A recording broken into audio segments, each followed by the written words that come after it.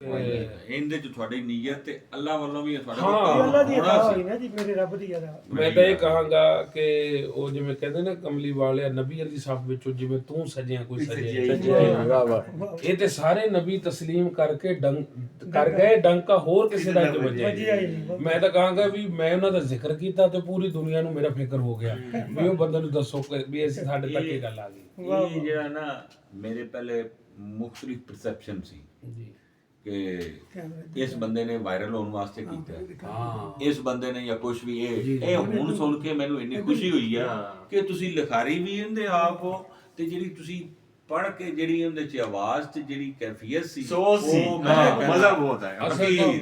ਬਿਲਕੁਲ ਅਸਲ ਚ ਵਕੀਲ ਸਾਹਿਬ ਗੱਲ ਇਹ ਹੈ, ਕਲਾਕਾਰ ਜਿਹੜਾ ਬੰਦਾ ਹੁੰਦਾ ਨਾ ਉਹਦੇ ਕੁਝ ਕਮਰਸ਼ੀਅਲ ਵੀ ਉਹਦੇ ਐਂਗਲ ਹੁੰਦੇ ਨੇ, ਹਰ ਗਾਣੇ 'ਚ ਸਾਡੇ ਹੁੰਦੇ ਨੇ, ਪਰ ਮੈਂ ਤੁਹਾਨੂੰ ਪਹਿਲਾਂ ਕਿਹਾ ਮੇਰਾ ਰੱਬ ਜਾਣਦਾ ਇਹ ਮੈਨੂੰ ਅੰਦਾਜ਼ਾ ਵੀ ਹੋ ਗਿਆ ਤੇ ਤਸੱਲੀ ਹੋ ਗਈ। ਤਸੱਲੀ ਜਦੋਂ ਮੈਂ ਨਾਜ਼ ਸ਼ਰੀਫ ਪੇਸ਼ ਕੀਤੀ ਔਰ ਅਪਲੋਡ ਕਰੀ, ਲਗਭਗ 4:13 ਤੇ ਉਹ ਅਪਲੋਡ ਹੋਈ। ਮੇਰੇ ਯਾਦ ਅੱਜ ਵੀ 13 ਮਈ ਨੂੰ 2021 ਚ।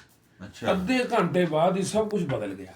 ਅੱਧੇ ਘੰਟੇ ਬਾਅਦ ਸਾਰਾ ਨਕਸ਼ਾ ਸਭ ਕੁਝ ਬਦਲ ਗਿਆ।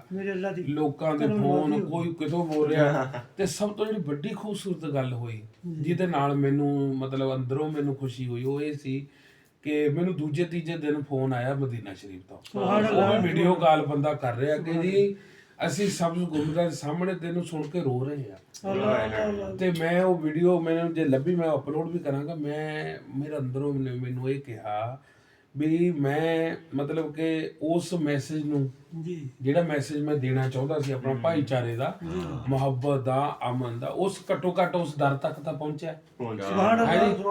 ਤੇ ਜਿਨ੍ਹਾਂ ਦੀ ਸਰਕਾਰਾਂ ਦੀ ਮੈਂ ਮਦਦਸਰਾਈ ਕੀਤੀ, ਜੇ ਉਹਨਾਂ ਦੇ ਸ਼ਹਿਰ ਤੋਂ ਮੈਨੂੰ ਫੋਨ ਆਇਆ ਤੇ ਮੈਂ ਆਪਣੇ ਆਪਦੇ ਉਹਦੇ ਚ ਕਾਮਯਾਬ ਹੋ ਗਿਆ। ਮੇਰੀ ਤਾਂ ਇੰਨੀ ਕੁਝ ਗੱਲਬਾਤ ਸੀ।